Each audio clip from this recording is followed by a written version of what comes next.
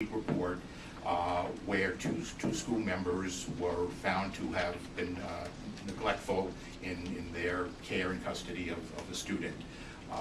We take that finding very seriously. It's not something we can ignore. It's not a typical finding that we get every week from any school, much less a charter school. So I think for us to have just brushed it under the table and come back to you and said, hey, because their test scores are good, everything is fine, that's what we should do. I think you would have rightly turned that back on us.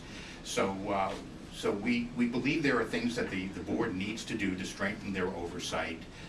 We believe there are things that can be done and will be done and should not be a difficult matter for the school to do.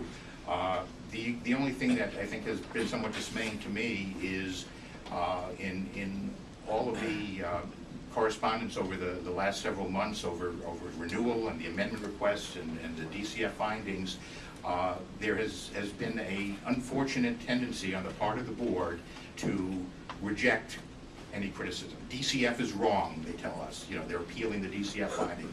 You know, the charter school office staff findings are wrong. The commissioner's findings are wrong. It's frustrating for us because, as I started out by saying, we want the school to succeed. We want them to fix these problems so that we can come back to you and say, hey, they've been addressed. We can take the conditions off. We can entertain a motion for expansion, but it would be so much more helpful in that process if we had some recognition on the part of these schools trustees, and you heard from one of them today, that says, yeah, we recognize we have some things we need to